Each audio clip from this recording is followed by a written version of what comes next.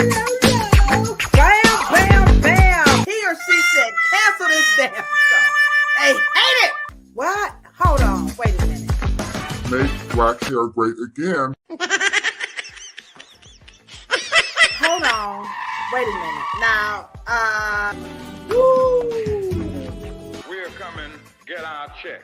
Cheryl, Morrow, the one, the only, the hair oracle. Well, I think it was Red Dot, and then we also had a cosmetology school instructor in the chat, Miss Denise West, Michelle Allen, Miss Foster. Dang, I missed your name. It's always nice to see Miss Foster in the chat. Michelle Allen, you know how much we love you too. What? About a whole lot of peace. Cheryl, you order that in a bag of chips. Let me do your hair. What's up? What's up? What's up? What's happening? Good people. How are you guys doing out there? You guys know who it is, right? It is me, your homegirl, Ladosha Wright, aka Key Lolo. And then, oh, wait. Let me back up again. Oh, shit. What up, good people? Y'all know who it is, right? It is me, your homegirl, Big Mama. That's right. It's Big Mama is in the house. It is official today. I am a grandmother. That's right. We got to give a big round of applause to my little tiny, whiny little G baby. She's just so mellow. Her name is Kennedy Rose Taylor. So a big round of applause. That's right. I'm Big Mama in the house, aka Key Lolo. And then right over here, there's my little finger. You guys know who it is, right? That's right. It's the one and only Cheryl Morrow, aka the Hair Oracle. And we are coming to you live and direct from Cleveland, Ohio, where it's kind of chilly today. And then I see a little sun. Is that sun like shining over your head? How'd you know? It never rains in Southern California.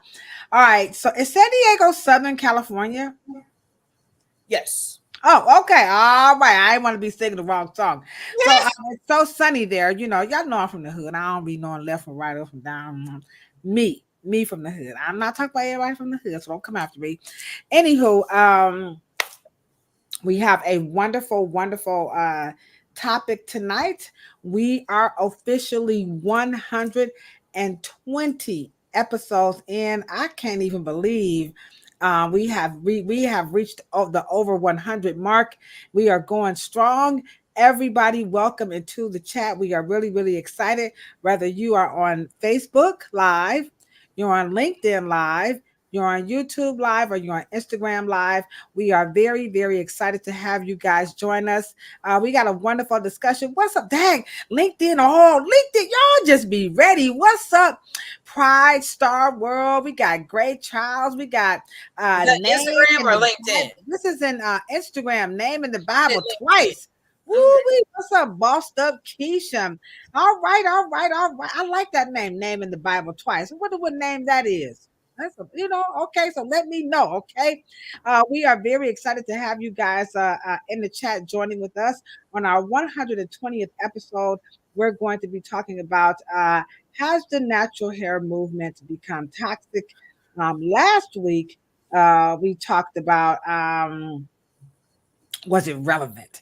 And so we pretty much concluded. Well, I said, I don't know. When you go, it's funny when you Google is the natural, what's going on with the natural hair movement. It doesn't read very well. Also in the hair salons, it's definitely coming across that it no longer has its zeal, or maybe it's lost some of its zeal.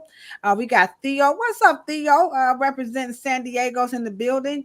But the more we talked about it, Cheryl was like, you didn't think it had lost its relevance, right? I don't know about relevance. The relevance actually is a good word. I think that's what you use. Yeah, that's the word I use. It's irrelevant.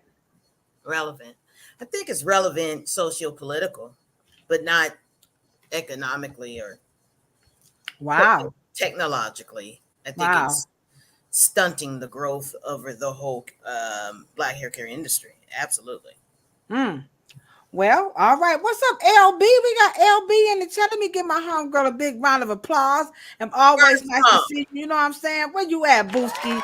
Here you go. There you go. My homegirl LB representing Shaker Heights is in the house. All right. So what we're gonna do? We're gonna play some of our homegirl, the one and only Miss Sister Rachel Evans, who's always talking about sister. Let me do your hair, and we encourage you guys. We implore, we beg, we plead. We're down on bending knee. Please, could you guys be so kind to support indie artists out here making music, doing all types of lovely stuff. And this is our official song to our podcast here, and it is called Sister Let Me Do Your Hair by none other than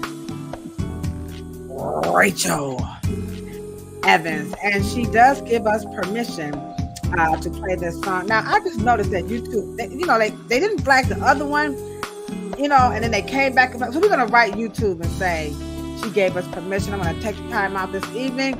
But in the meantime, please come on in, grab your H2O. This is really vodka. No, I'm just. What kind of grandmother drinks vodka? Watch this.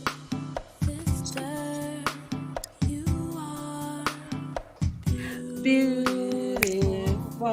Hey, nothing like some good old-fashioned R&B. Get us all pumped up. Let me turn the mic up in my ear.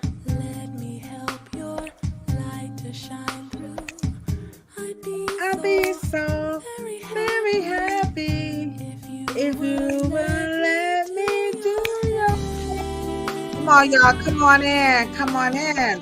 We're going to have a wonderful episode today. Just a great discussion. It's all about, has the natural hair movement, has that thing on thing, did it become toxic? Come on in. What's up? What's up? What's up? Come on in, LinkedIn. How you guys doing? Let me do your hair. Instagram representing with the baby. Come on in. Hey, survivor. I need to find me a hand dance partner. We could be in the background doing that little hand dance. Y'all be like, go Cleveland. It'll be Cleveland against Detroit. Detroit, y'all do some slick hand dancing, but not as good as Cleveland. What's up, Dewey? Hey. If you would let me do your hair. Let's do your hair. Come on, this is a beautiful song. Let me do your hair. I got you, Cheryl. Y'all just sit back and relax. Some popcorn. Or some olives, Maybe you got some cherries, Let me do your hair. Maybe you got some skins, Anybody here eat some pork rinds? She got on. Hey, come on. There go that sexy saxophone. I love this part.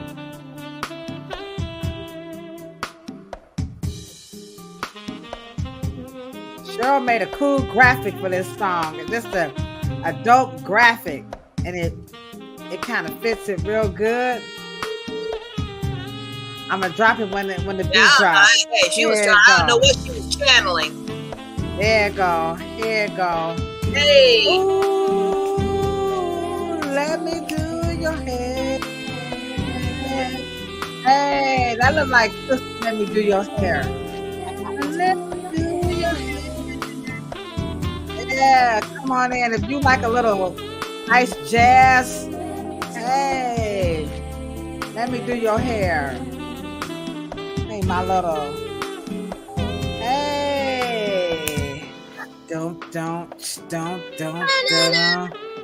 Beautiful, beautiful, beautiful song. A lot of people complain, ain't no good music. It's some beautiful music out here. I like that Masigo, Masigo. Here's some beautiful music. Get with the yams. Sweet yams. What's happening? We got Kofi. Kofi, you back. You back. She like, how many shows do we have? Not one, not two, but three. As the Jamaicans would say, we have tree shows. Check out our fingernails. Show up your manicure. Woo-hoo-hoo-hoo. There you go. We keep our nails did. You know, next thing you know, you're getting them hair and nails done. Who knows the next verse? If you down with Ice Cube when it was NWA, who knows the next verse? Next thing you know, you're getting them hair and them nails done. Anybody knows the next verse of that? Drop it in the chat. Drop it in the chat. If you know anything about that Cube when he was down with NWA. What's up, Cheryl? We got Miss Basilisco over. That's the lovely, lovely wife of Nuccio Basilisco, the late, great Nuccio Basilisco. So wonderful to see you in the chat as well over on Instagram. I keep telling y'all, Instagram is going down. We have tree shows. Next thing you know, you're getting them hair and their nails done. Y'all know the next verse? I'll tell y'all. Yeah, they'll let you show them off. But when it comes to sex, they got a bad cough or a headache. Yeah. What y'all know about the Ice Cube? You know what I'm saying? I know something about the Ice Cube, but not every lyric. I love that dang on Ice Cube. Yes. We have three shows. In case y'all wondering, what is the lineup that you guys have here on the Afro Hair Science YouTube channel? Our first podcast, it happens every Monday at 12:30, specifically for students in barbering, cosmetology, nail tech, and esthetician or aesthetics, School of Aesthetics. That is called So You Think You Can Do Hair, and that podcast is specifically for people who are in school and they're just looking for some good old-fashioned support. And we had a wonderful topic today. We talked about when you just want to quit and want to give up. So go ahead and check that out. And then second, we have this podcast. This is our original podcast, okay? This one is called The Dumbest Shh That People Say About Black Hair. And so we are 120 episodes in, and it's all about, has the natural hair movement become toxic? So I've got some great videos about that one. Then our last one, it comes on Thursdays. We are over on Planet Pluto Pseudo, and that's for your licensed professionals. There we have a very, very candid discussion. It's really the conversations, the topic, the people that we interview. It's all about the industry. Yes. Because tonight's topic, again, has the natural hair become toxic? We're going to talk about the role that the natural hair movement has played on that situation. And then, of course, don't forget on Thursdays, in case, since Kofi, you were asking, shameless plug here, on Thursdays, it's all about the legends, living legends. So we started off with Mr. Renato Jerome, who, man, Mr. Renato, we got a lot of views on that one. His was all about, what's tanking the black hair industry. And you don't want to know the answer to that one. If you do, go ahead and check that video out. And Ivan came on last week, and he was just really, just very elegant, forward thought thinking, raising the bar on how to grow your business.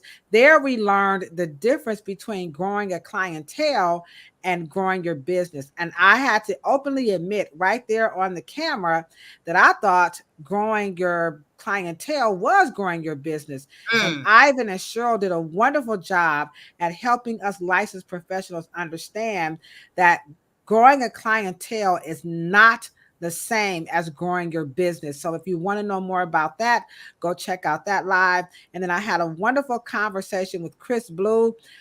If you know who Chris Blue is, please drop a blue heart on either platforms, be it Facebook, LinkedIn, YouTube, or Instagram. Please drop a blue heart in the chat. This gentleman is sure to really enlighten us on the mass exodus from the hair salons to the salon lofts and suites. So that one's going to be that's going to be powerful, very, very powerful. I think Chris and Cheryl is going to knock our socks off. So Sir Pooh dropped blue diamonds in the chat. Ooh. That goes to show you how much of an influence. I'm not even going to tell a lie. Chris Blue definitely influenced my career. I know people be like, I don't know him. He ain't all that. Yes, he is. Okay. You just hating, okay? I don't care what y'all just always talking about. Chris, I don't care what you say. You did not pay for his class. I don't know what to tell you, but I'm telling you right now, Chris Blue is the shiznit. Okay, now, hey, if you never experienced anything by him, I don't know what to tell you. You know, nothing like being taught by people in the industry. So tonight, you know, it's just going to be great because we just have a wonderful discussion about that because it comes up a lot. You know, people really do want to know what is happening, you know, in the hair industry. We see so many changes taking place. This natural hair movement has been carved out. It has been so impactful that it has truly fragmented the beauty industry when now they have a niche license called natural hair license. And so it definitely has had an influence. Another couple of shout outs over here. We got Omar Champion. He will be here, Cheryl, with us for 4 years from the Gambia, and he's getting some wonderful education. He's definitely a leader in the Gambia and their youth government doing wonderful things. So he's here in America in college. So we're going to be supporting Mr. Omar Champion. He's over on Instagram. And then we have Filmmaker WD. I see you. It's so nice to see you. He showed you lots and lots of love. And then we got JC Xtraff. Also, so Instagram again, we appreciate you guys' support, and also LinkedIn. So that's how it's going down. So we're going to hop right into the topic today, which is all about has the natural hair movement become toxic? So I got some current events that's just going to let you know just how toxic the toxicity in America has become. You want to see this one, Cheryl?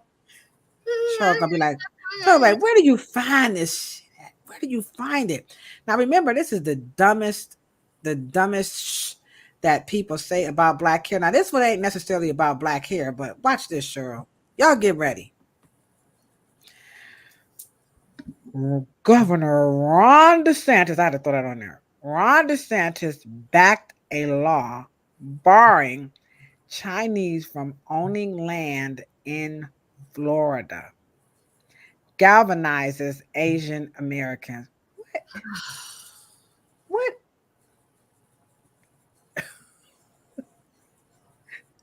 Everybody like this. I need to get that. I need to get that sound on there. I have no idea what that's all about. Do you? Does anybody know what this is about? I don't. I'm not. Yeah, I know. I mean, I know what it's about, but it's embarrassing to talk about. I mean, you know, and let me just say this, and I want to say this. They're doing it because white males are complaining that they are now a minority. So therefore, they're a victim. While the real victims, I ain't no victim. I ain't trying to be no victim. I ain't, you know, y'all need to stop that with that victim stuff. While the non-victim is a victim, and the victim ain't a victim. Wow. Only in America. And that's they are putting they putting their best foot forward. Now Asian Americans can't own no land. Come on now. And they got, look what her name is, Claire Wang. I'll wait. Watch this, Oh, y'all. come on. Claire Wang wrote this article. This is Monday. This is not a joke. We got to check it out. Oh my goodness. This is today at 3:00. The NBC News reports Ron DeSantis backed law barring Chinese from owning land in Florida and galvanizes Asian Americans. Wow. I don't know, but that just goes to show you how toxic. Now the natural hair movement ain't got nothing to do with this, but I'm just building up. Y'all know how Kilolo do it. I'm gonna find it out here. You know, I'm a grandmother now, Sir Pooh. Y'all know I'm a rock this big mama thing till the cows come home. Y'all better get ready. Don't give me one granddaughter. I'm gonna act a fool up in here. Next up on our current event, again, we're talking about 127 episodes in, and has the natural hair movement become toxic? And so this is going to lead you directly into it. Does hair growth really work? Experts explain. This to me. Okay, what experts? See, here we go. Let's hop into it. Who in the chat is a natural hair expert? Who in the chat is a natural hair expert? And do you agree with this claim?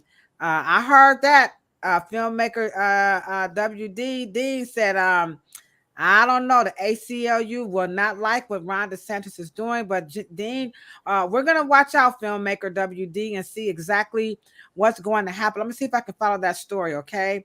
But in the meantime, do hair growth really work? So with our topic being about the toxicity, or is it in the natural hair movement? Now, of course, this ain't saying natural hair, but as you can see, it's alluding. Right. You know, the imagery is definitely giving that natural hair vibe. 20 years ago, white people were not putting oil in their hair. Yeah. Is this true, white people? Any white people in the chat? Were you guys not putting oil in your hair? Cheryl said this wasn't going down. This was not you guys, Stilo. But this article is saying that this is the new thing now. Does oil make your natural hair grow? So the expert is going to explain, Cheryl. And I think if you could, as I talk about what the experts are saying in this article, what about this kind of takes us to the answer? Does this make this natural hair thing toxic when you read something like, so let me look up what toxic is right quick. Let me just hide this right quick. Can I look up toxic? Yeah, but do it toxic versus poisonous. Oh. Yeah, so you can round out your thought. Okay, toxic. You said versus point. Oh, damn, it came up. Sure, you'd be jamming on the one. All right, guys, let's get this conversation going. We're going to start off because first of all, we need to be clear on what the ham sandwich and French toast does it mean to be toxic. All right. So Cheryl says, before you do that, let's find out toxic versus poisonous. All right. The word poison refers any substance that can make you sick or harm you. A toxin is a specific type of poison. Damn, Cheryl. Oh, shoot. Damn. All right. It's about to get kind of hectic up in here. Living cell or organism like plants or animals produce toxins. Mm-hmm. So again, a toxin is a specific type of poison. Mm-hmm. Examples of toxins include a snake's venom and the oils that poison ivies produce. So the topic is, has the natural hair movement become toxic? And so a toxin is a specific type of a poison that can make you sick or harm you. So when we look at this particular article that says let me go back, Cheryl. Hold on, Cheryl. Like, don't be making stuff up. You're going to be all pseudo out here. I see you, Cheryl. Cheryl, like, don't do it, Kilolo. You better not do it. Let me just pull it. Let me pull it back on up. Hold on, guys. Just rock with me. I got to pull it back up right quick. I want to because y'all know where I'm going with this comment, right? I got to do it. I hate to, but I have to do it. So is it true, Cheryl? Do you think, how many people in the chat, now that we've made it clear, we've been abundantly clear the difference between a poison and a toxin, does this title, do hair growth oils work? Does it make this whole movement toxic? Well, look at the title. Right. Look at the title. First of all, we never called or never made a such thing, or we've never made oils into growth oils. So we don't recognize oils as growth oils, not in the cosmetology, hair care, beauty salon world. They only said that, they only made that up. Yeah, I don't know too many hairstylists. And even back in the 60s when they had sulfur 8 and all that other junk. What y'all know about sulfurate? I still know the commercial. I could sing it to you right now. You Right. sulfurate for dandruff. You sulfurate for itchy hair. They got. I'm telling you, that should make a commercial. They So don't believe us though. do hair growth oils really work? We never said that there was growth oils. But I think that the serum, because of course they were called serums back in what, early 2000s, growth serums, and then they turned into hair oils. I would love to see what the experts say. All right, so let me go. What's up, Sir Pooh? Here we go. You guys want to know what are the experts saying about do hair growth oils really work? Now, Cheryl is saying this now because I think this is poisonous. It harms people. I believe this statement does because we see a lot of unwanted hair situations from this type of stuff.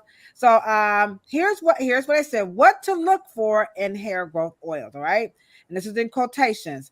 There is some scientific evidence suggesting that rosemary oil may stimulate hair growth, suggests Jeffy. He mentions that this oil, meaning rosemary oil, right, hydrates the scalp, calms inflammation, which creates an environment more conducive to growth. You say what to that, Cheryl? And so in other words, he is not answering the question, and therefore he says no. Yeah. They don't. How many agree with that statement? He says it's too many. There is some, I don't like that some scientific evidence suggesting, I don't like the whole suggesting that rosemary oil may do it or don't it. How many people in the chat believe that certain oils and hair greases and pomades truly make your hair grow? As we talk about this in our 120th episode, has the natural hair movement become toxic? Do you guys believe that there are certain types of oils that can make your hair grow? Okay. Me and Cheryl says, hold on, Cheryl. I got it. I know what you're saying. Don't do it, but I got to do it.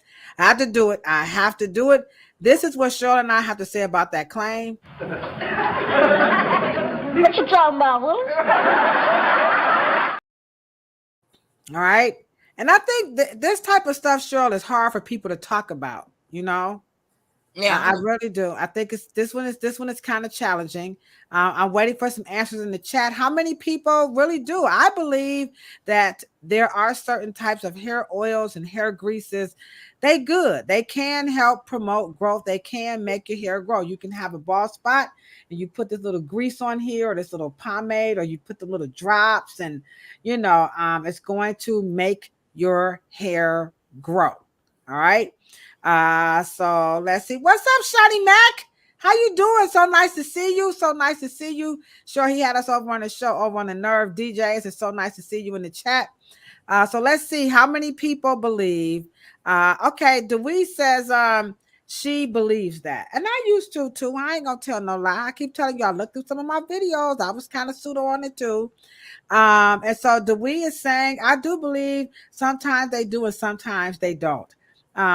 So now remember, toxic means it can harm, it can hurt you. So Cheryl, can it or can it? Just this, can it or can it? right. And let me just say this: we all go to the doctor, and we all want things to be diagnosed and prognosed, and we want things explained to us. And we have to, in what this doctor said in the article. In other words, it ain't gonna hurt. That's all he said. It will create or maintain or promote. When a company says something promotes hair growth, it didn't say that it grows or aids or helps hair growth, right? Because we got to find out, how does the oil get into the sensors, or does it seep into the hair? Like, how does it happen? Which means that we have to create some kind of common sense or some kind of common sense pathology. And we don't have that. And so what we can do at the most, and most oils don't have, the ability to create some kind of metabolic or some kind of process. Oils are the kind of substance that is very good for your liver, and that's where they get their catabolic in your omega-3s, your fish oils, your cod liver oils, and those pass through your liver, and then you get the nutrients. But the body doesn't have the skin does not have a mechanism to use fat oils. I'm trying to say it nicely. You want now I love to show the cross section of the skin, because this is what people love to believe, is that when you put this stuff on top of your skin, that somehow the molecular weight or something about the synergistic blend or combination of these oils, these are what makes the hair grow, is when you put this stuff on top. And so we do see a lot of these in like these little, reels and stuff. And that, and so here's my take on why this is this becomes harmful. All right. Can you explain what happens when people just plaque and coat and apply heavy pomades or just pomades and hair oils? You see those videos where they're squeezing all this oil onto the scalp day after day. Does that have an adverse effect on the scalp when you apply that amount of oil on a scalp? Mm-hmm. So ducts are for gland material, pores are for water, right? But the skin is perspiring. It's not really absorbing the way, it doesn't have a suction to bring things in. It is always pushing things out. Okay? Like whiteheads and stuff, right? Things are coming to the surface. Okay. And let me just say this, and I know we have certain creams that are comedogenic, which means they promote clogging, but it's still epidermis surface. It's not being pulled into the hair papilla and stimulating the blood circulation, therefore creating this polypeptide, this stack of keratin fibers, or then igniting the keratin sites, and then it's producing hair. It doesn't happen that way.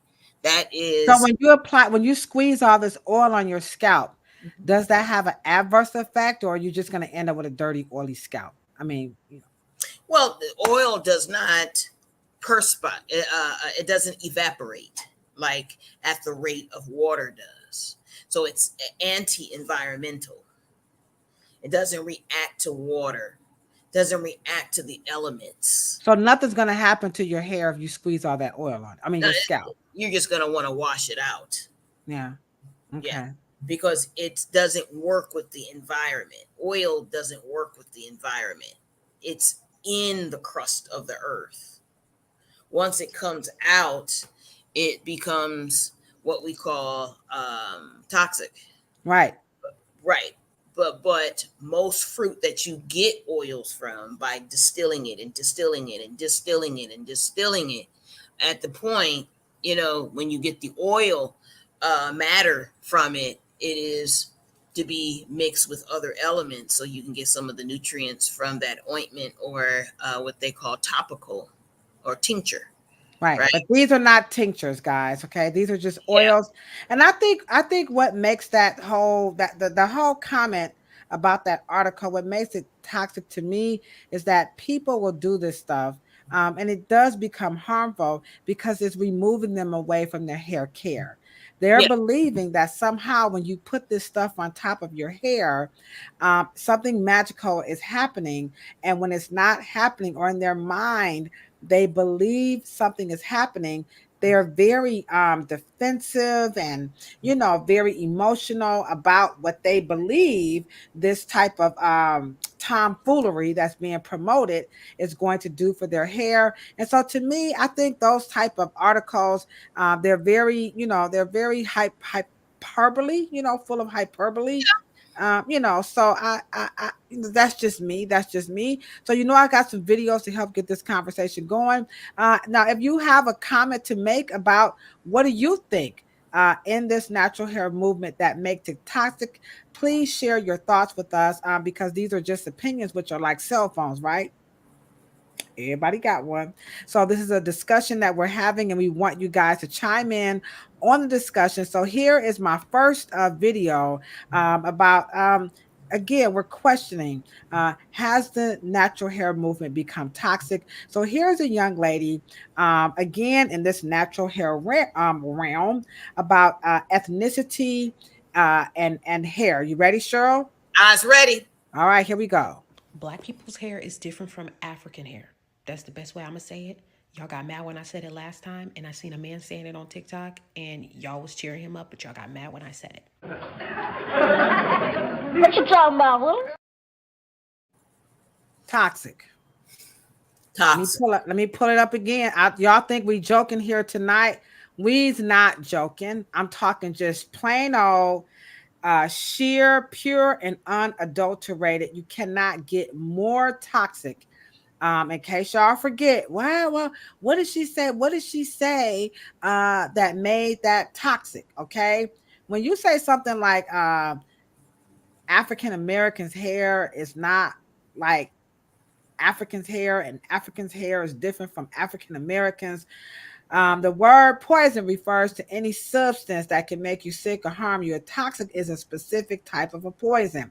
Misinformation, is that a specific type of a poison? Absolutely. Tell us how is that? Because can't she just have an opinion? You and Ladosha got an opinion. So why can't she have an opinion that Africans' hair is not the same as African Americans' hair? It's different. Well, the hair typing system has been quite toxic because what happens is it allows us to take a myth. It allowed we weren't listening to the creator of the hair typing system. He did not create it for scientific or any kind of correlation, no type of evidence, right? It's not evidentiary. It's not based in any cosmetological. How many? I got to cut you off. How many people in the chat believe the hair typing system is toxic?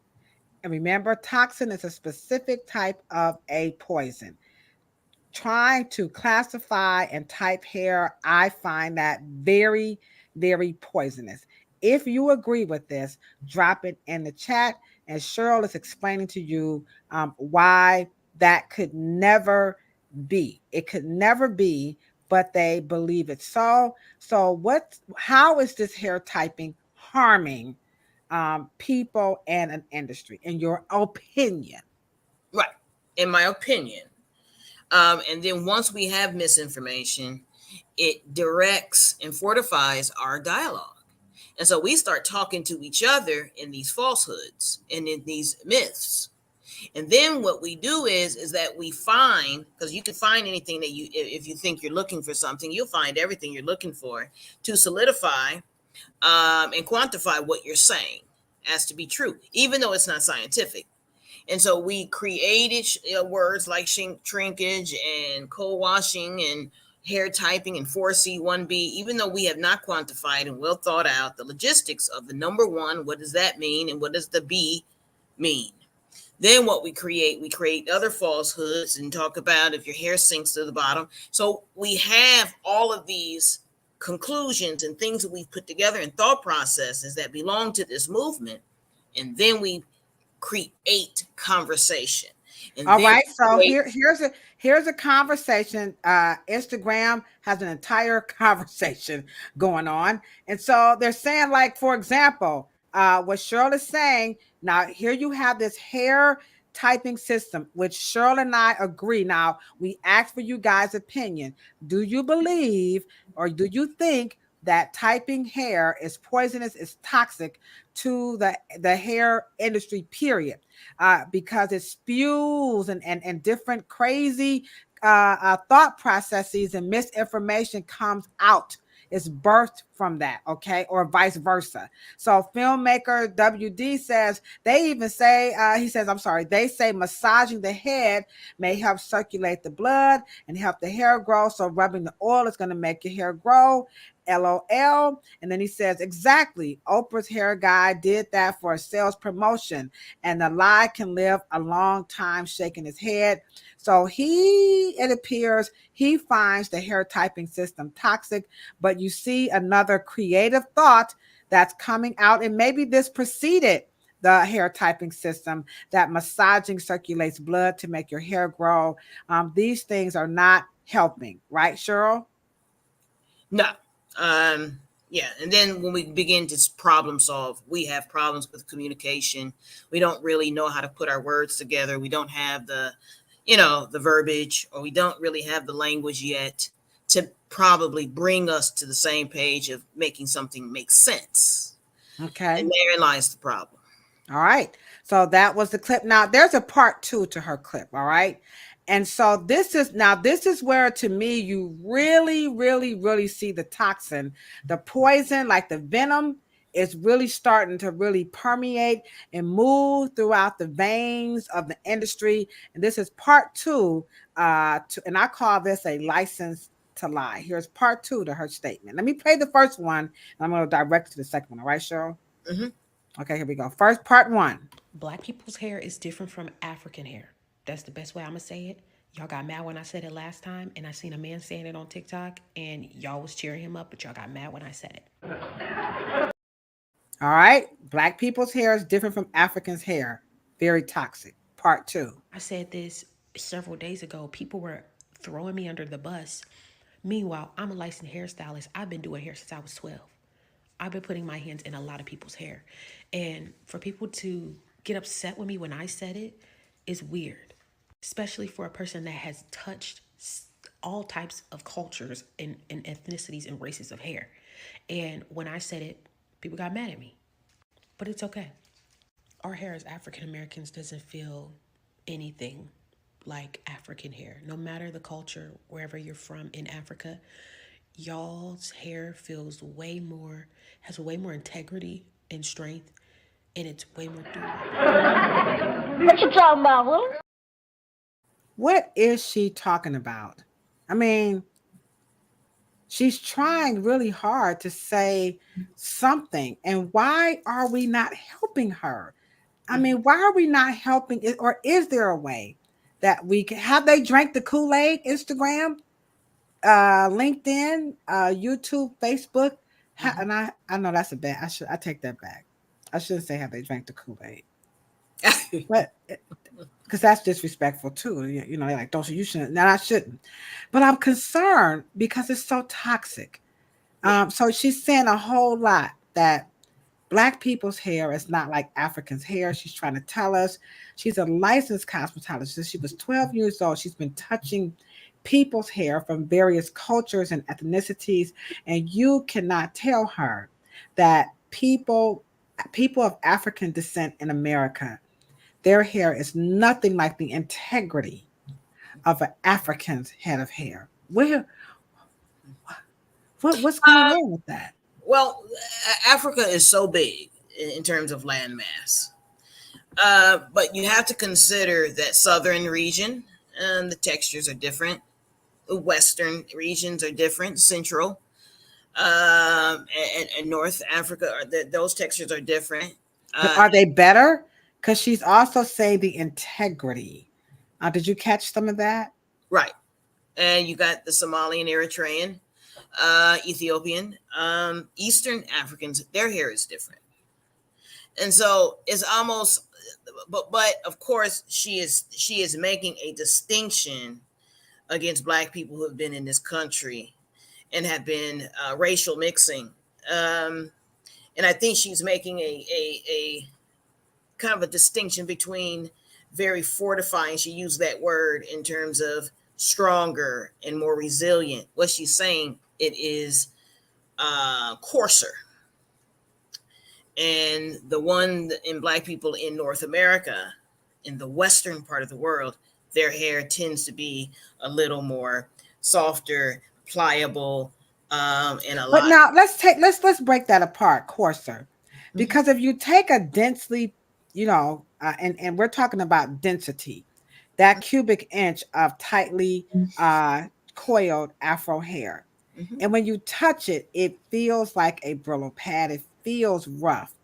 But if Mhm. you took one strand of hair and you did a strand test, how Mhm. strong is one strand of that type of hair? It's extremely strong because you have to remember you can't measure a diameter of coiled hair because it's designed to coil, which means it's flat in nature, right? It's flatter so it can coil. The diameter is going to be measured different than it is with a stubble, which is the hair. As the hair gets less coilier, the diameter gets rounder, so now it looks like a tube versus a coil, a spiral.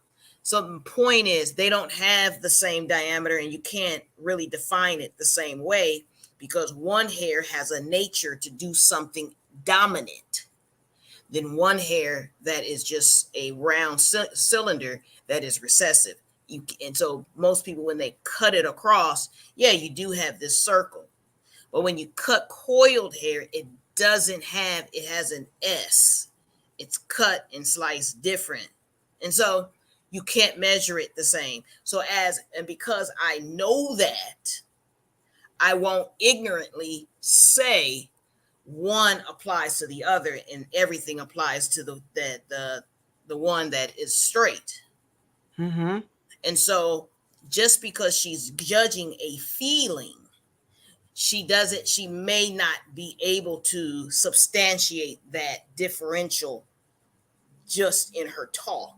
She's Mm-hmm. just doing it from feel, but it has to be examined in a 360 degree, no pun intended. So touching hair is not really that's not a good Because navigator. right, because your fingerprints are just touching the bumps of coils, and your brain says texture, like wool. The more density your fingerprints touch, your brain says texture, and it says drier. The less texture you feel smooth, and that says hydrated in your brain. Mm, in your Okay, brain. smooth means something is um optimal. But now let's go back to her experience. What's up, WK? It's so nice to see you in the chat. And thank you so much, Dewey. She said this is great information. We appreciate what you guys are saying. Can we just go a little bit deeper? Because again, we're talking about has the natural hair movement become toxic? Because it's something about the way They're explaining. people think that hair is supposed to feel is what's leaning consumers and, as you can see, licensed professionals into believing that something is somehow better or improved or because it feels. So what is it about feeling and touching that won't validate the true integrity of a strand or a head of hair? Right. Something smooth is desirable. Let's just say it. Something smooth is desirable. Come on, y'all, say it with us. And something rougher and coarser isn't desirable. Even though you're in the Arctic, you know, Antarctica, or you're in the North Pole, rough and curly and dense and texture is required. And actually is appropriate because it's going to weather the outside and insulate you more. Right. But Okay. then you wouldn't want a fine, silky coat in the Arctic. Right. Right. Now, go ahead. I'm sorry. Go ahead. No, go ahead. Now, Dean Maker I'm sorry, let me get this right. Filmmaker WD, I was going to say DW filmmaker. Filmmaker WD over on Instagram is saying, for her to be using terms like African hair and black hair, those are social constructs, not medical. And then he says, does she know how many phenotypes live in Africa? I have heard the term phenotypes. I'm not going to perpetrate the fraud. But what about his point where we're using adjectives or social construct and we're kind of replacing them and thinking that somehow those are scientific? And then what is a phenotype? So what are your thoughts about just kind of taking, adjectives and trying to make them scientific? And he says that those are not scientific terms. I mean, is it really that serious? What's up, Vonda Beautician? Is it really that serious that, Well, let me just say this. I don't think all Black people, regardless if they're educated or they're exposed or they're informed to very Afrocentric thoughts, the genes, all genes are Afrocentric. Say that again. All genes are Afrocentric. I want you guys to say that with Cheryl. Everybody on Facebook, everyone on LinkedIn, everyone on YouTube and Instagram. Cheryl, say it again. Okay. All genes, all chromosomes. In fact, let me just say this. Mother Nature makes chromosomes. Okay? Mother Nature don't make, DNA. DNA is a part of chromosomes. Okay? Chroma, colored. Soma, body. Colored bodies. Mother Nature came out of what? Africa. My point is, but Africa is so resourceful. And I'm talking about vastly resourceful. It's so resourceful. It's so resourceful that white folks came out of Africa. Which means that regardless of wherever your geographical vibrational homeland or wherever you're from, in that frequency and climate and environment sustains your life, right? There is actually only one hair. You don't have different types of humans. So you don't have different types of hair. You only have different types of expression. It's either recessive or it's dominant.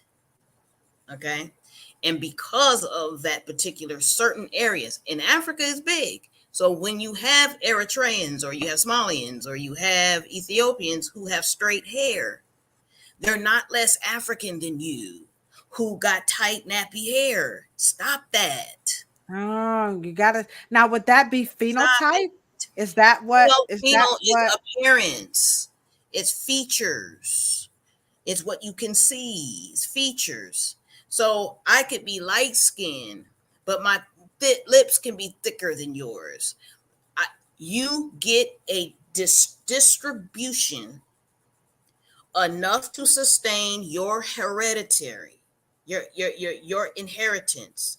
You have enough that Mother Africa gave you to sustain yourself, regardless of what you look like.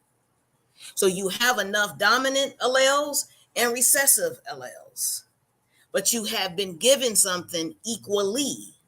Now, you may not been given something that makes you look dark skinned and blue black, but the blue black person you always notice may have blue eyes or green eyes or hazel eyes and got thin lips. And you over here in America got thick lips and all of the other dominant traits. It's a distribution of dominant and recessive hereditary. You know what I mean? And inheritance and heritage. My point is that there's not several different types of hairs. But I do agree with Mr. The filmmaker. We do get caught up in the political and socio constructs. We do. But because they're not medical But terms. my father has 2 black parents with 4 black grandparents, and he still looks like Barack Obama. He looked Yeah. just like Barack, and he had straight, long, you know what I mean, gray, a ponytail. And Barack Obama had 1 African father and 1 white mother. So how can they look basically the same? That's Right. because of the Kenyan being so dominant and just as dominant as all four grandparents that produced 2 set of black parents in North America. Wow. You know, it's a Yeah, I think. fascinating Yeah, conversation. But yeah, I think we're downplaying the importance of science. And then Von the Beautician says, in his opinion, right here, I put it up. He said, climate has an influence with hair too. And so we don't take these things into consideration, how our environment is going to have a really big impact on what we're going to see, as Cheryl and the gentleman over on Instagram is saying. It's going to play a very, very important role. And we need not, downplay this, because the toxic information, again, we talked about that toxins are things that are poisonous and that they're harmful. They can make you sick, and misinformation, it really is making people not only sick in their minds, but sick with their hair, which it does not have to be that way. So here is another clip. All right. And don't forget, if you have any questions or any thoughts about this topic, feel free to drop it in the chat. If you want to get in, I'll drop the link, and maybe you want to get in and share your thoughts with us. So here is another one about the cutting your hair off, thinking you're going to get a certain look. So this one is like it's that some of this information is very misleading. Okay, here we go. As you can see, there's a concern of misrepresentation of what's going to happen to your hair when you do the big chop. A lot of people have been misled into thinking that if they cut their hair off, it's going to look a certain way, when that's really the case.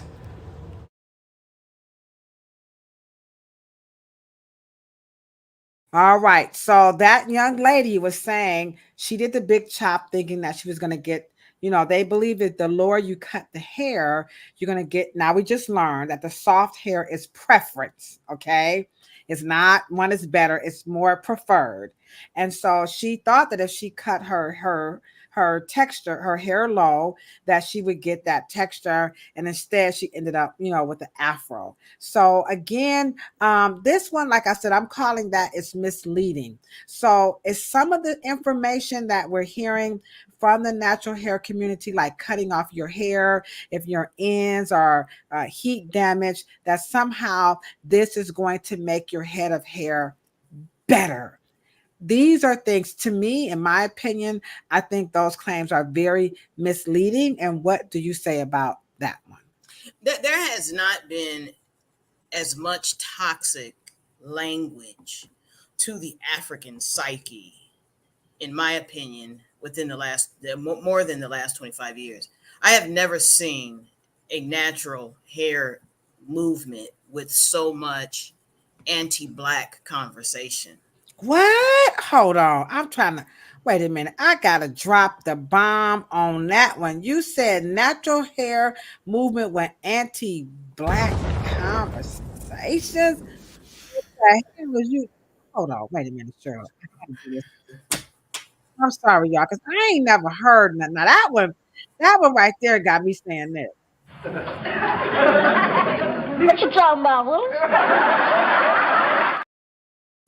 Now, sure, they're talking about Africanity. They're talking about Bantu knots. They're talking about culture. They're talking about tribes. They're talking about preservations. They're talking about different parts of Africa. They're talking about food and spirituality. And you're saying that it's the most anti-black language Right. that you're hearing? Like, talk about that. They're talking about cultural choice, cultural ritual, tribal customs, tribal maybe dress, tribal symbology. They're not talking about love. They're not talking about anything Afrocentric. You have the most texture hating. They don't like Afro texture. See, we changed the word. Dr. Morrow created the word Afro, natural, the Afro. He didn't say natural. He didn't say it in natural in terms of anything scientific or genetic. He meant naturalness of who you were when you came out of your mama, and then you created, and then the hair matured and the scalp matured and made you a hair dominant Afrocentric human being. The natural hair movement created words to get closer to ringlet and hair textures that were not indicative of their birth. They created. Let me just. I get you. Go ahead. Right. Words that are indicative of hair curl definition, high definition. What is that about? It means changing the very look. They don't want Afro. They created Afro with negative words such as frizz and shrinkage. They're very anti-Afro. Why do you think that's negative, though?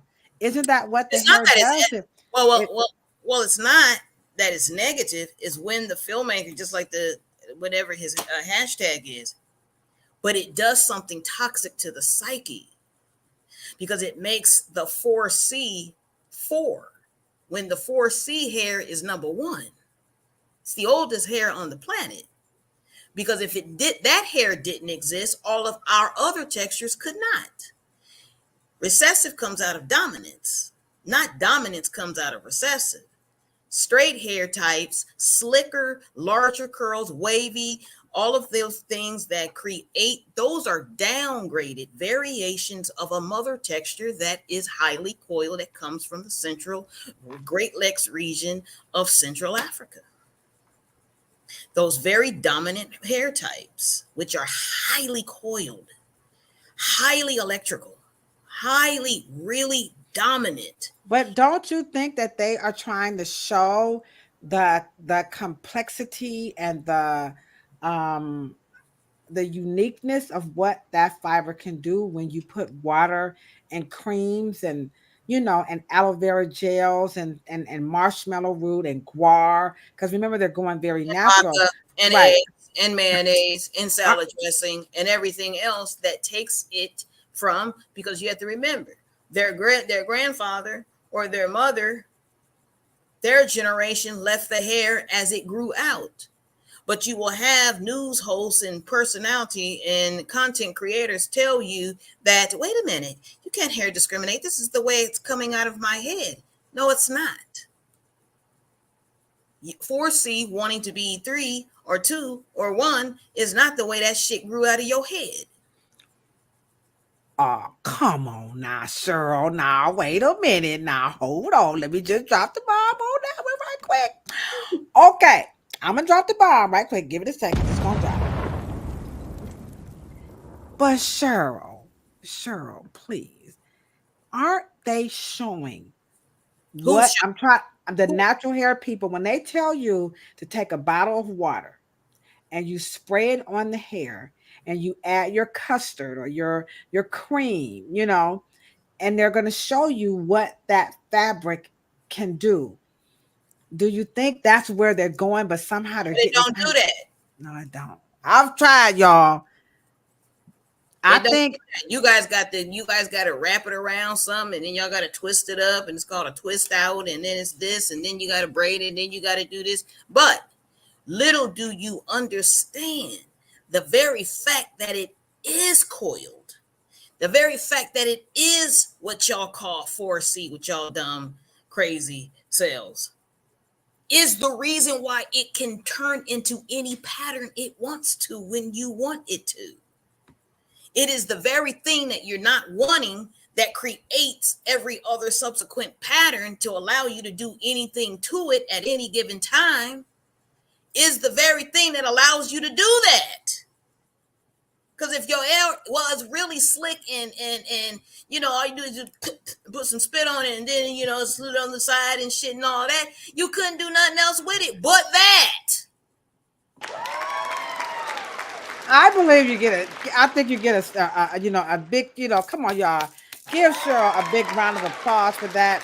I think sometimes my mom used to have a saying, you're going out the world ass backwards. We're making this stuff a little bit too complicated. Again, we're talking about has the natural hair movement become toxic, and we're definitely understanding. We're learning that it's something about the language. It's something about mixing up or getting confused with what we feel with our hands. We're taking that and we're trying to turn it into science instead of just admitting, you know what, this is preference, which there's nothing wrong with whatever you like, and we don't care how you like it, but try to make it scientific, or as you guys say, make it make sense. You're not going to be able to.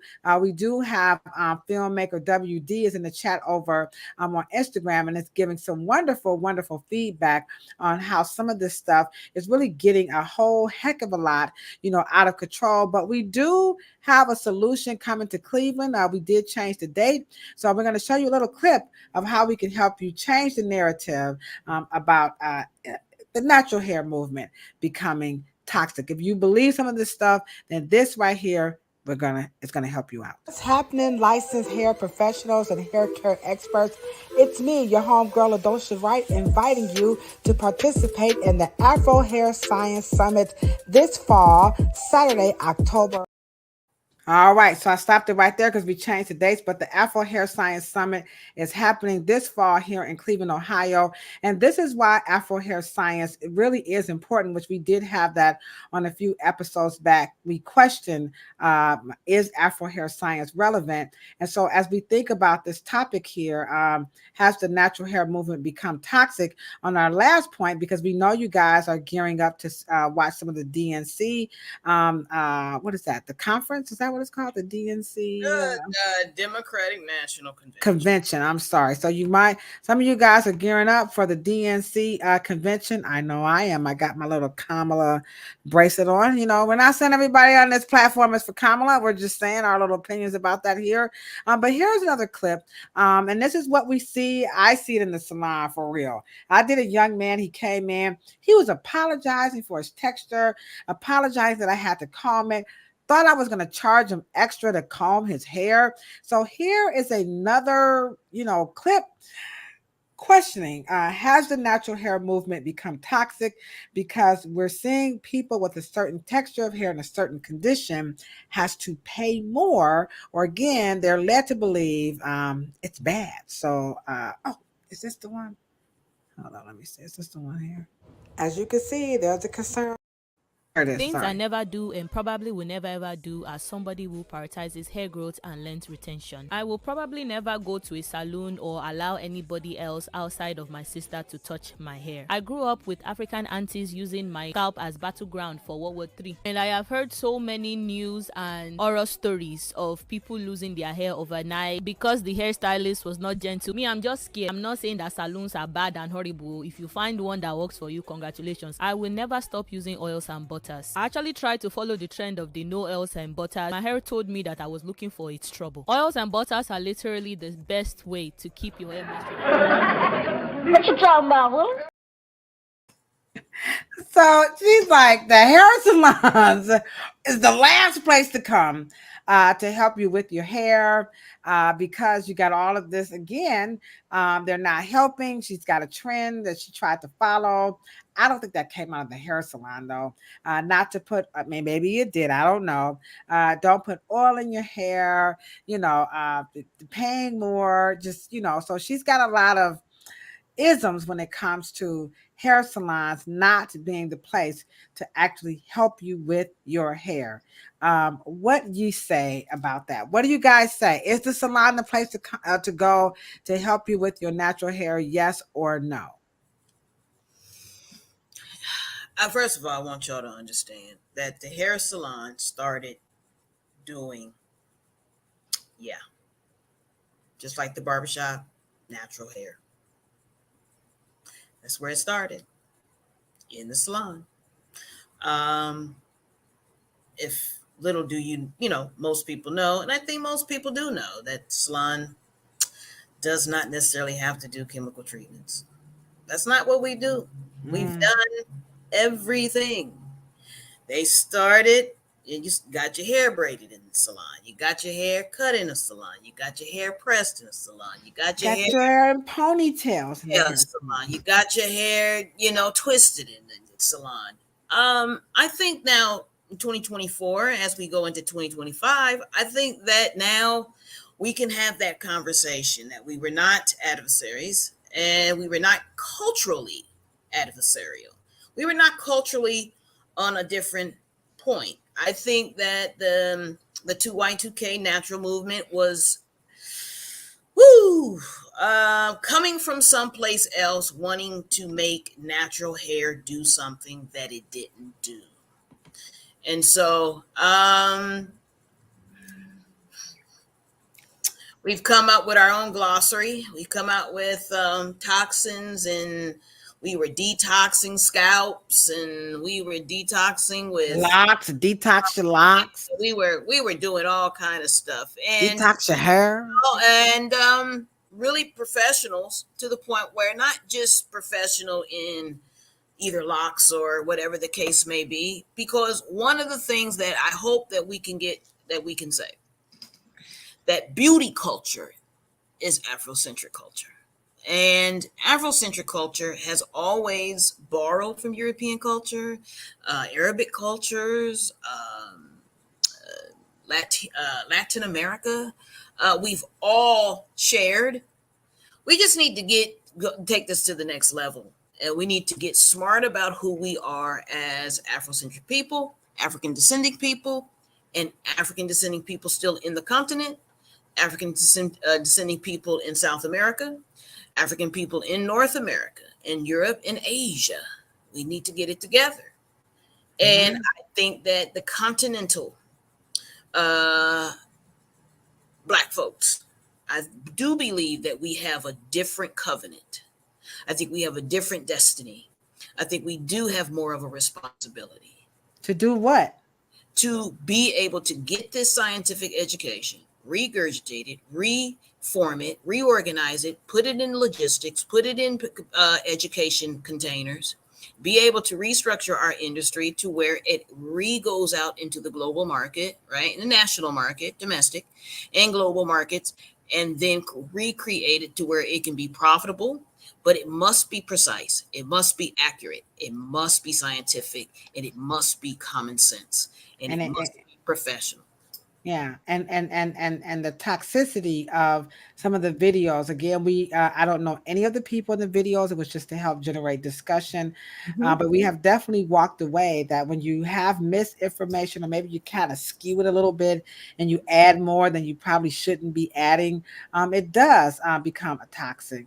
And again, that's a specific type of a poison that can make you sick or harm you. Now, you ain't gonna die from this stuff, but it will cost you a lot of money, and you're gonna waste a lot of time, and that's not what we want you guys to do. Cheryl and I, we don't want it. Your licensed professionals don't want it. Even your natural hair professionals, we don't want you guys. On the screen, I can't see. Oh, sorry. I'm sorry. There we go. Okay. We don't want you guys wasting money, on stuff that's gonna, not do you any good. And a lot of this stuff is gonna do that. It's just not gonna make things better, so you don't have to do that. So there you have it. We have a new cousin in the chat, Miss LaRaza. Let's give her a nice round of applause. Welcome. I keep telling you guys, every day somebody's coming in and they're checking you out, and we're very excited to have you. Also, super duper shout out. Another big round of applause to filmmaker WD. In the chat over here on Instagram. He is going ham.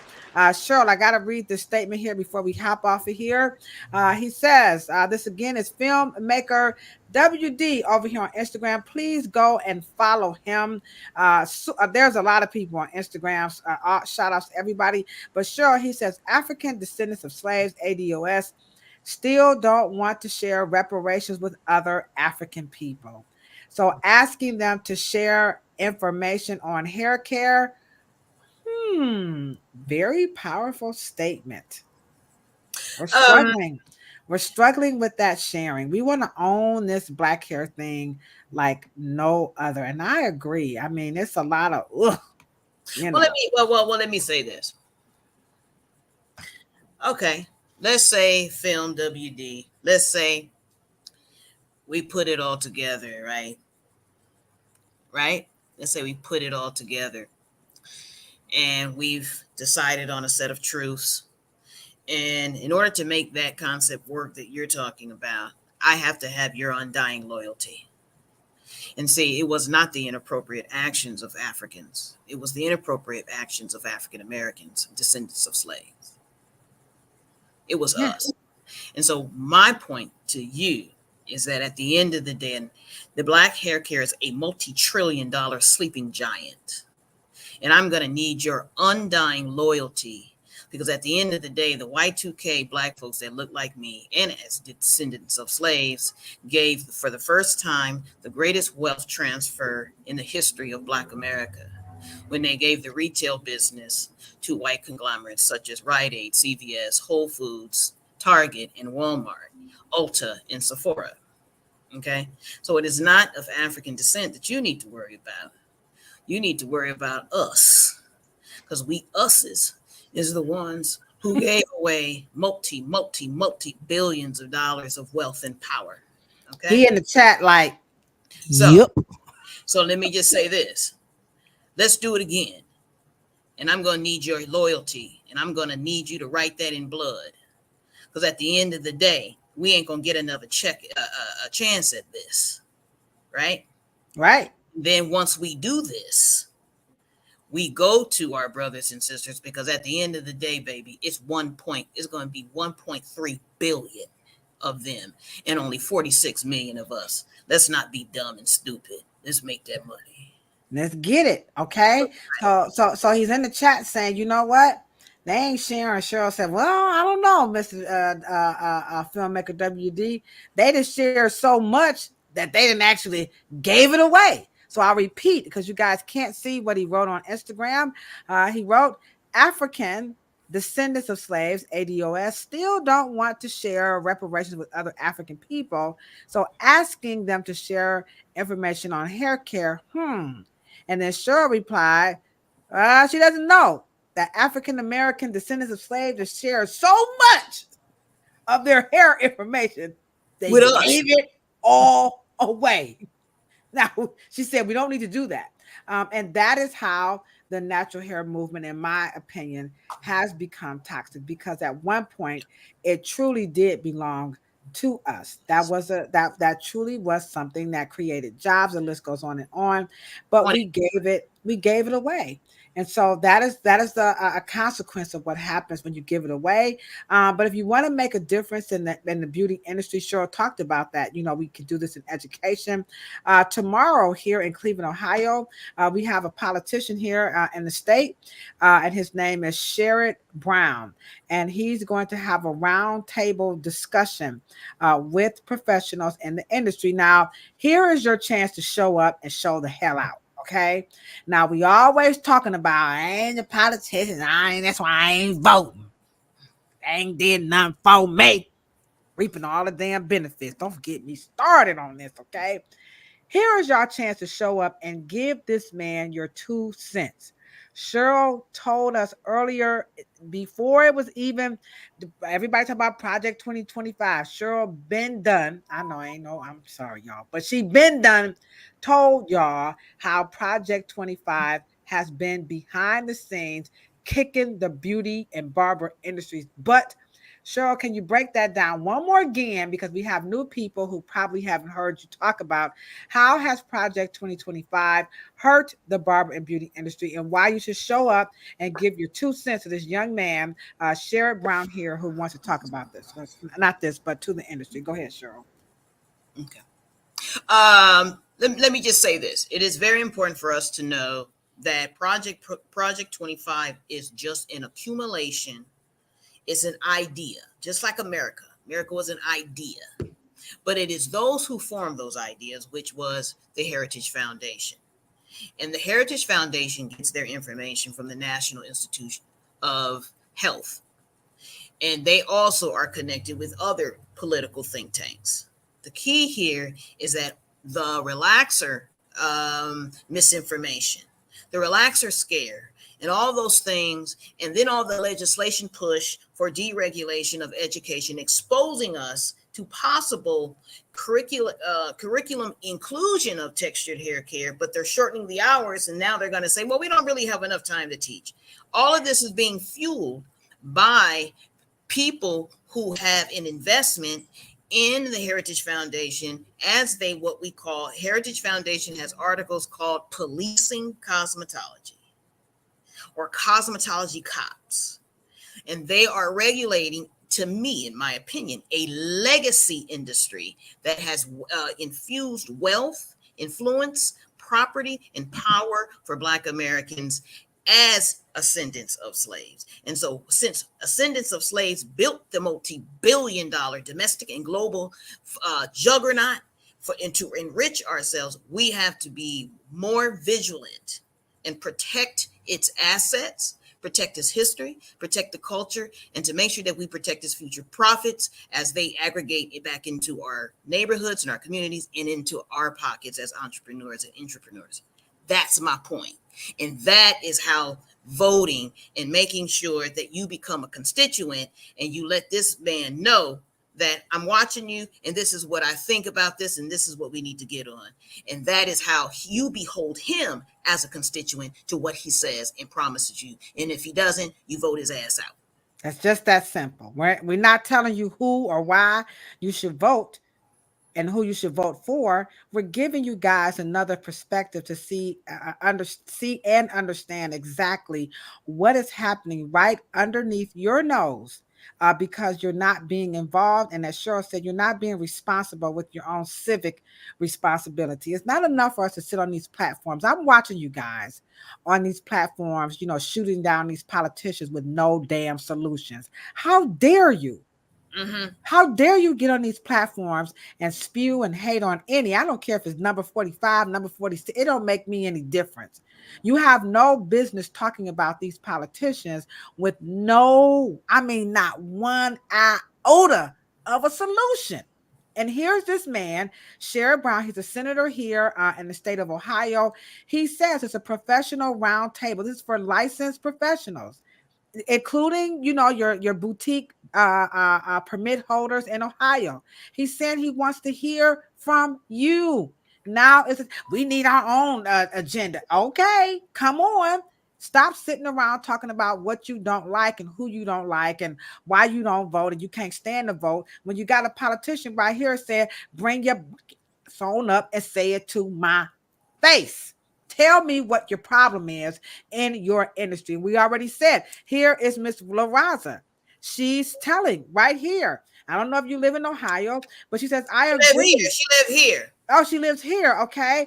Yeah. I agree what the ancestral Afro hair science is talking about. She's thinking it should be a common practice or knowledge in our homes. And these things cannot happen if we do not show up and it can't just be me and Cheryl. They don't, here come Ladosha. Here she come again. Oh, here come Waverly. The same old. I mean, we need to be consistent, right? But we need people like a LaRaza who's telling you guys, this is her opinion. This is what she's talking about. We shouldn't be on these platforms just fussing and complaining. We don't have to do this.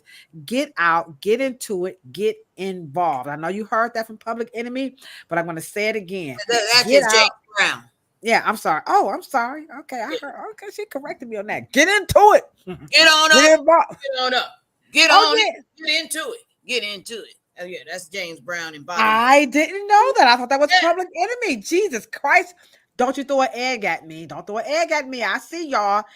Get into it. Get involved. That came from Jay. I said Public Enemy. Get on up. Get into it. Get involved. Okay. So there you have it. Again, this was very, very, very powerful. I just want to say this. We are not paid by Cheryl Brown. Okay. Cheryl has no idea of who Cheryl Brown is.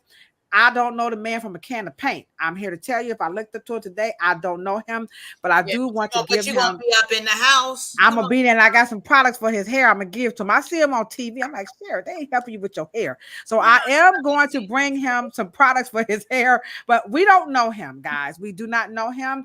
They are not paying us. We're just using this as an example that when you're talking about has the natural hair movement become toxic, we're telling you it is the Project 2025 that has been undergirding all of the movements, every movement to deregulate the industry. Yes, including the Institute for Justice. These are your Project 2025 people. You must be involved. All right. It's just that simple. If not, we don't know what to tell you, right, Cheryl? I don't know what to tell you. I don't know. Anything know before we close out? I don't know. Anything before we close out. Black folks, we have got to get sophisticated in our thinking. That's one of the reasons why I wrote my debut book, Beauty in Myth. Myth cripples and paralyzes the mind. And then once we do not speak truths, we create thought patterns. Thought patterns create behavior patterns. Behavior patterns create beliefs. And then once those toxic beliefs begins what? Things that people live their lives by. And then we carry them on to the next person and on the next person and on the next person. It becomes like a viral kind of movement. And we're not talking about the truth. And when we problem solve, if we don't have the truth, like any physician, any mechanic, any politician, we must have the truth to problem solve. So if it's always myth, sound bites, and things that just make us temporarily feel good, those things are toxic and eventually dangerous, because then we pass them down to our children, we pass them down to our neighbors and everything, and then we don't know what is true. Right. Yeah. So, truth. And wait a minute, didn't you say this is the year of the truth? This is the year of the truth. You're right. This is. And happy Aquarius, a full moon in Aquarius. It hasn't happened in 84 years. And of course, only Kilolo, aka Big Mama, because that's right, guys. It's official. I am a grandmother to Kennedy Rose Taylor. All right. When my son gives me permission, he and the mom, I'm going to show you guys my little picture of my grandbaby. Her name is Kennedy Rose Taylor. She came into this world at 2:30 yesterday morning. And when I tell you she is so mellow, that is going to be her nickname. Hey, my little mellow. She's a very mellow, chill baby. And she was born on this, what you call this moon again? It is. It is that moon in Aquarius, aligned squared with Uranus. As the song, this is the dawning of the age of Aquarius. The age of Aquarius. And I know they don't know. They probably picked that on purpose too at the DNC. You know? Yeah. Gonna be, this is the dawning of the age of Aquarius. I don't know what that means. You're gonna have that's a whole nother podcast, but I know the song. You know what I'm saying? But anywho, you guys have a wonderful evening. Don't forget Beauty and Myth. Cheryl gave you 1,000 reasons why you can cop that book. Go ahead and check it out. Also, again, tonight, it's all about the DNC, the convention. If you want to check that out, go ahead. If not, go ahead on and follow number 45. Listen here, we bipartisan over here, but we are pro Kamala, okay? Go on and vote. If you for Trump, do your thing. We ain't gonna hate, but don't be out here on these platforms spewing information and all this stuff. If you don't have any solutions, I'm gonna tell you, I'm gonna go into everybody's chat and say what you bringing to the table. You're gonna talk about so and so and this and that. Donald Trump ain't this, Donald Trump ain't then. What can you do to help number 45 out? Okay, or not put him in. You don't like Kamala, she making the economy worse, whatever y'all saying about her. What you gonna do? What's your civic responsibility? If you have an idea in the beauty industry, join us. We're gonna be there, the entire Reverence Design team. It's all 6 of us. I know y'all like, it ain't that. said the entire, like it's like 50 of us. Hey, but every vote counts, okay? We're all going to be there at 12:30. Thank you, Waverly. Big ups. Let me give Waverly a super duper big old fat hand clap. Big ups to Waverly. He's the one who called me and said, hey, sis, I think you guys might want to call and check this out. So if you don't know who Waverly is again, go ahead and check him out. All right, check him out.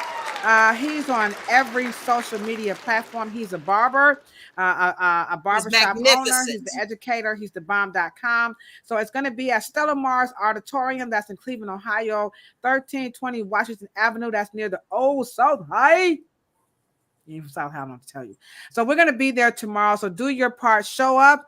And you know what we say when we're signing out, everybody, right? They want to have that book, by the way. Your book. How can they get your book? They can go on they just Amazon, right? Right. Cash at me and I'll send it to you. All right. Let me drop your Cash App. Hold on, before we go, right quick. I gotta do it. Let me drop your Cash App in the chat. Here we go. Right here. Okay. Oops, that ain't it. Sorry.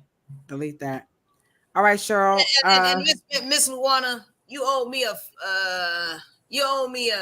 phone call. All right. You owe her a phone call? I said we got to chat. And what's your Cash App right quick? $, Cheryl Morrow? Girl, I forgot it about myself. Hold on. And y'all want some books now. Hold on. Y'all want these books now. We ain't gonna, when it comes to money. C Morrow 28. Okay, $C Morrow 28. And then once you drop the money, then you'll get your information and all that good stuff on this is a Cash App. And you can always call me and discuss it. All right. If you drop the money in the super chat, we could also reach out to you that way as well. So here it is right here. C Morrow as there's the Cash App. There it is right there. If you want her book, let me take his down and put yours up. Like, we ain't buying his book. No, we ain't gonna buy his book. We're gonna buy Cheryl's book right here. Hold on, hold your underwear, hold your panties. All right, there it is. Beauty in Myth. All right. So C Morrow 28 is the Cash App if you want to get a copy. But if you drop that $28 and don't get the information, we're gonna go shopping with. No, I'm just kidding. All right. Email us at afrohairscience@gmail.com. And that is how it's going down. And you know what we say, right, Cheryl, when we're signing out? Should we tell them? All right. Let me take I'm going to leave that up there. Something. All right. We're talking about a whole lot of peace, a whole lot of love, and a whole lot of hair. But check it out. If you ain't got it, don't want it, can't grow it. Hell, you plan on cutting it off because you got some bald patches and all that stuff. You know what we say? All of that is beautiful too, and so are you.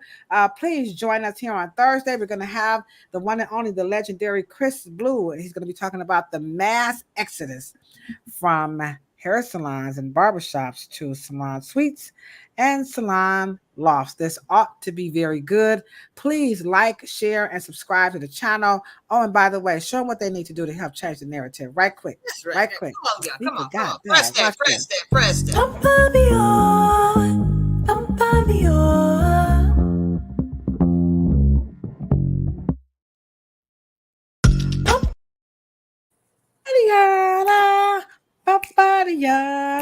All right, y'all, a whole lot of peace and a whole lot of love. And remember that if you ain't got it, don't want it, can't stand it. You know what we say? Don't even worry about it. Why?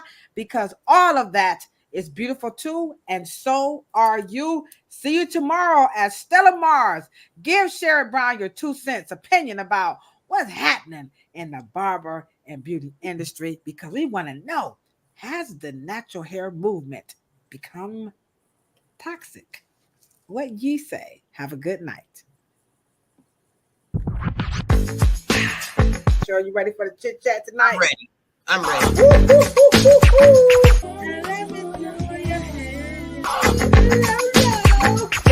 Bam, bam. He or she said, cancel this damn show.